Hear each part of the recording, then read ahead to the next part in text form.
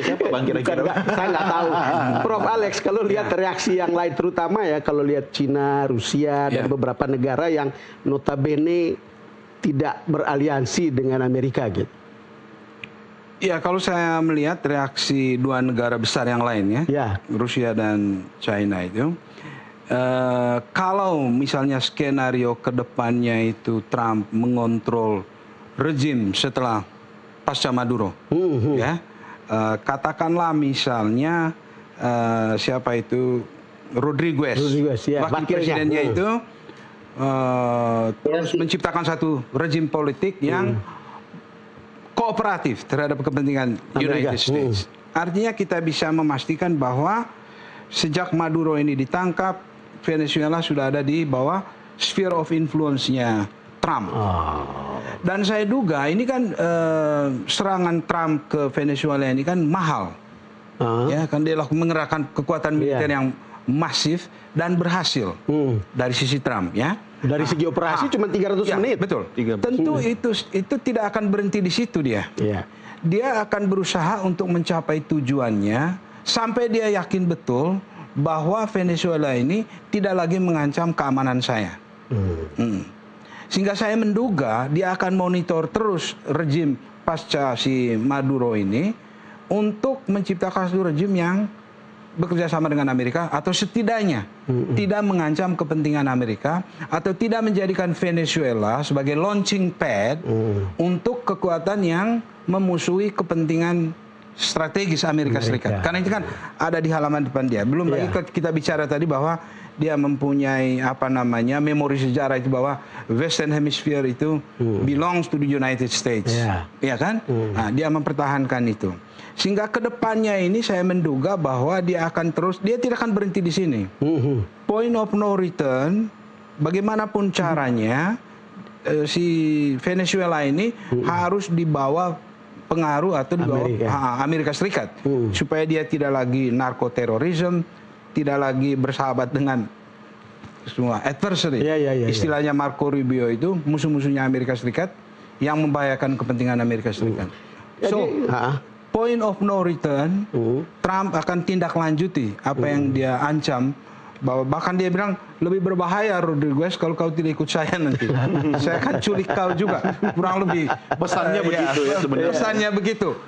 Bagaimana persisnya nanti kita lihat ya. Tapi Prof, ini kepentingan Amerika atau Trump sebenarnya yang baru bisa diwujudkan oleh Trump atau sejak dulu Amerika punya kepentingan seperti itu? Saya mesti bilang bahwa kepentingan Amerika seperti yang didefinisikan Trump. Ya kan?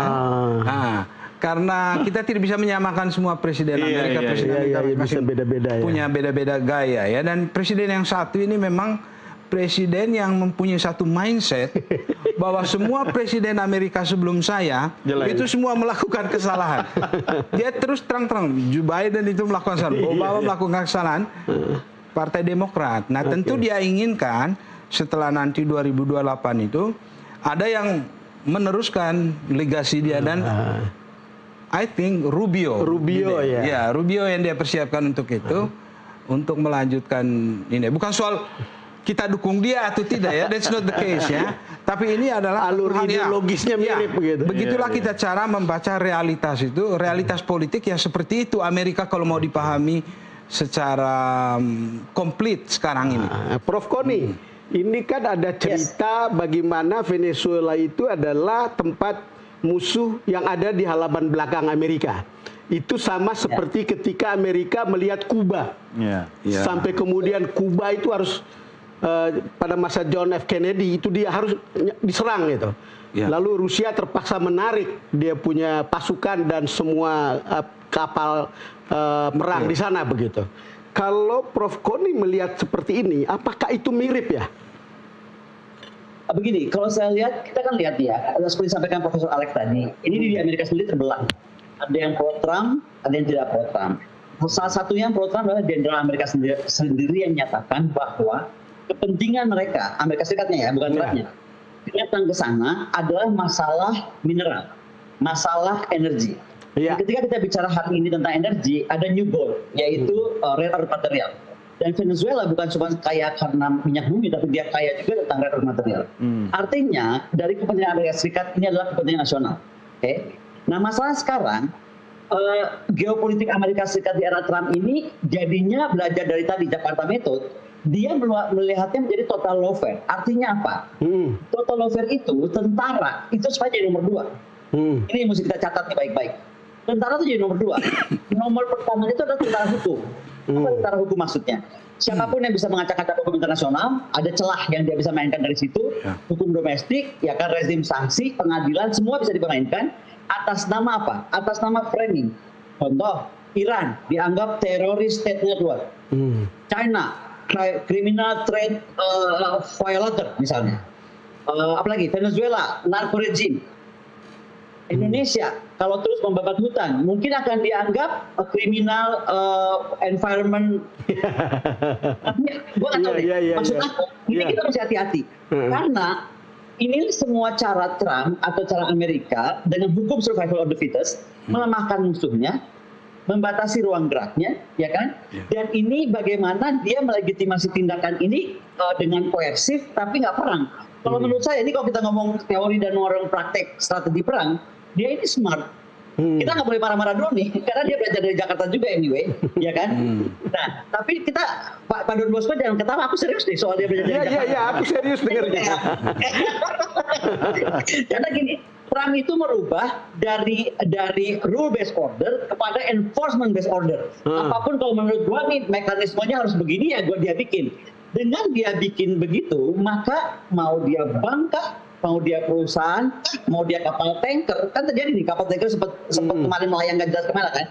Itu akhirnya patuh pada hukum Amerika yang seolah-olah menggangkau kemanapun di belahan bumi. Nah ini menurut saya menjadi penting bahwa ahli hukum kita, jadi ini akan menjadi kuat selain militer.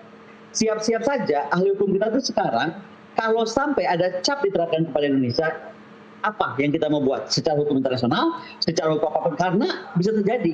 Yang kedua, kan kita gini, kita bahas Venezuela ini buat apa sih? Kan buat belajar, betul nggak? Yang kedua, be very careful with your process person.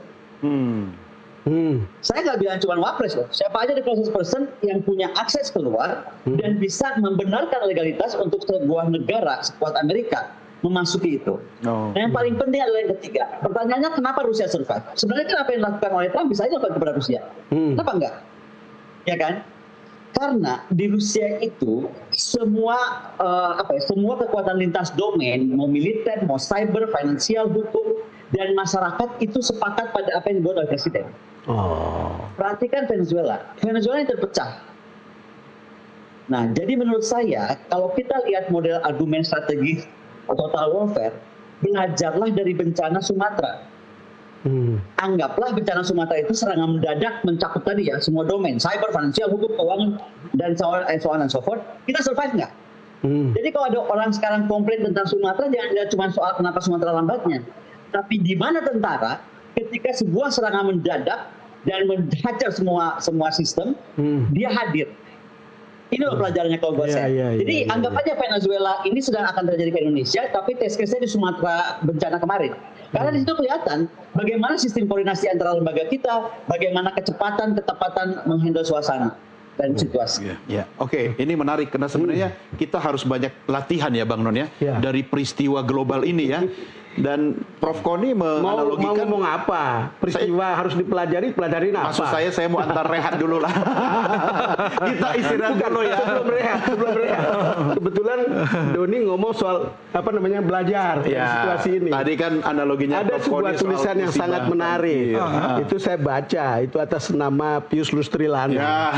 Itu sangat menarik. Bagaimana sebuah kekuasaan itu tidak dapat pembelaan dari rakyatnya. Dan itulah kasus pelajaran yang paling penting dari Maduro. Jadi di mana rakyat yang dianggap bahwa dia selama ini didukung gitu. Mungkin ada mayoritas diam yang di bawah dan beda dengan yang ada di atas gitu. Maksud saya itu Don. Tapi nanti kita bahas di segmen berikutnya ya Bang Don. Kita rehat dulu pemirsa. Banyak yang bisa kita distribusikan langsung dari Jakarta dan dari Saint Petersburg. Tapi kita rehat dulu, kita ngopi dulu. Downcast segera kembali sesaat lagi.